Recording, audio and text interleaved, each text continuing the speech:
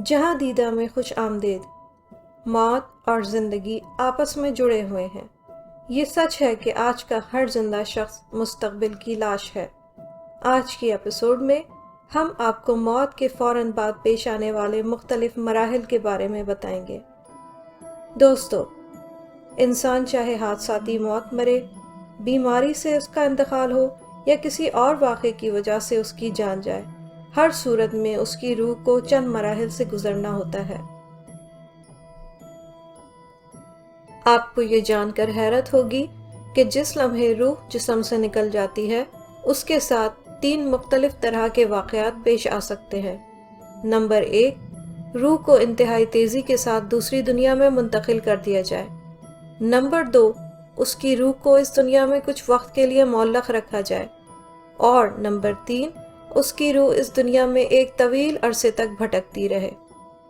آج کی ایپیسوڈ میں ہم آپ کو پہلے 2 ادوار کے بارے میں بتائیں گے۔ صورتحال نمبر 1، جب روح کو انتہائی تیزی کے ساتھ دوسری دنیا میں منتقل کر دیا جاتا ہے۔ دوستو، آپ نے ہالی ووڈ کی فلموں میں اکثر یہ سین دیکھا ہوگا کہ کسی شخص کی موت واقع ہو رہی ہے اور اسے اپنے سامنے روشنی کی بنی ہوئی ایک طویل سرنگ دکھائی دے رہی ہے۔ وہ اس سرنگ میں چلنا شروع کرتا ہے اور جب اس کے آخری کنارے پر پہنچتا ہے تو اس کی روح کو قبض کر لیا جاتا ہے۔ کم و بیش یہی صورتحال انتہائی تیزی کے ساتھ دوسری دنیا میں منتقل کی جانے والی ارواح کے ساتھ پیش آتی ہیں۔ روشنی کی یہ طویل سرنگ در حقیقت انسان کی روح کو دار فانی سے دار آخرت میں منتقل کرنے کے لیے ایک پل کا کام سر انجام دیتی ہے۔ جب روح انسان کے جسم سے نکل جاتی ہے تو وہ اس پل یا سرنگ سے ہوتی ہوئی دوسرے دروازے تک پہنچتی ہے۔ یہ دروازہ یا پورٹل اسی کے لیے کھولا جاتا ہے جس کا انتقال ہوتا ہے، اور جس لمحے روح اس دروازے سے گزر جاتی ہے، اس دروازے کو اور پورٹل کو ہمیشہ کے لیے بند کر دیا جاتا ہے اور اس کے بعد روح کبھی بھی اس دنیا میں نہیں آ سکتی۔ اسی درمیان مردے کے گھر والے اس کے لیے رونا دھونا شروع کرتے ہیں اور اس کی آخری رسومات کا بندوبست شروع کر دیتے ہیں۔ مردہ ان سب مناظر کو اپنی روحانی آنکھوں سے دیکھتا اور سنتا ہے۔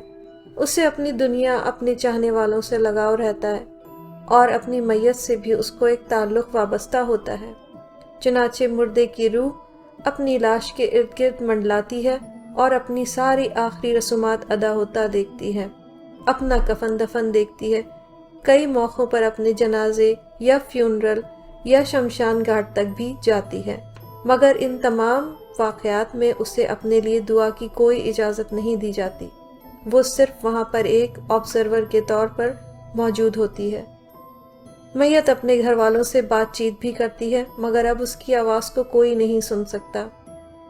کچھ میتیں چیختی اور چلاتی ہیں کیونکہ وہ کرب کی حالت میں ہوتی ہیں اور اپنے گھر والوں کو دکھی نہیں دیکھ سکتی۔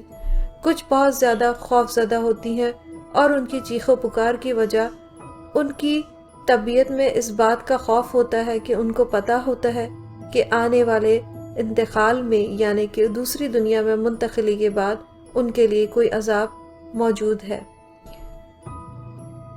نیک روح کو تو اطمینان ہوتا ہے کہ آگے کا سفر آسان ہوگا، مگر بری ارواح اپنے انجام سے خوف زدہ ہوتی ہیں، اور جس وقت اس کے گھر والے اور چاہنے والے اس کے لیے روتے ہیں، بری ارواح بھی چیخ و پکار میں مشغول ہوتی ہیں۔ ان کو صرف دعا کی طلب ہوتی ہے اور یہ رونا دھونا انہیں نہایت ہی گراں گزرتا ہے۔ ساتھ ہی ساتھ وہ خوف زدہ ہوتی چلی جاتی ہیں۔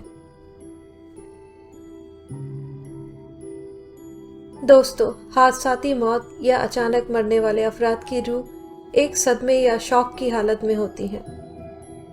اکثر روتی ہیں اور کچھ شدید غم اور کچھ شدید غصے کی حالت میں بھی ہوتی ہیں۔ یہ وقت جو روحیں اپنے جسم سے نکلنے کے بعد اپنے جسم کے پاس ہی گزارتی ہیں، 6 سے 8 گھنٹے اور کبھی 11 گھنٹے تک بھی ہوتا ہے۔ اس وقت کو ٹرانزیشن ٹائم کہتے ہیں۔ آپ اسے اردو میں منتقلی کا وقت سمجھ لیں۔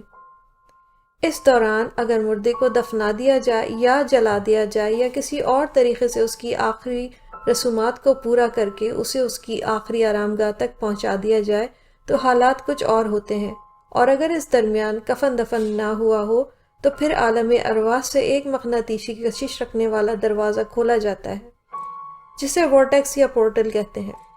80 से 90% रूहें इस पोर्टल से इसी तरह खींच ली जाती हैं जिस तरह से कोई वैक्यूम ज़मीन पर पड़े हुए कागज़ात को खींच लेता है।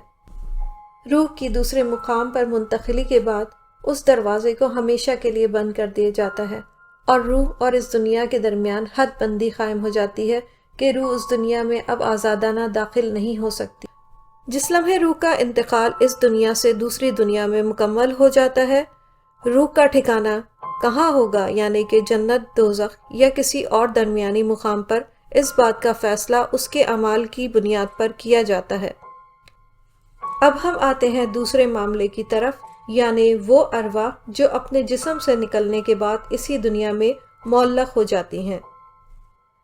जो 10 से 20% अरवाह इस दुनिया में रुकी हुई होती हैं, वो किस वजह से रुकती हैं और उनके क्या मामलात हैं, इस बारे में जानने के लिए इस सीरीज़ का दूसरा हिस्सा ज़रूर देखें। ये दिलचस्प हिस्सा आपको बताएगा कि रूहें भूत या परीत में कैसे बदलती हैं, रूहें अगर दुनिया में रुक जाती हैं तो क्या काम करती हैं और किन कामों की कुदरत रखती हैं और किन कामों से माजूर होती हैं। ये सब जानने के लिए मिलते हैं इस सीरीज़ की दूसरी एपिसोड में।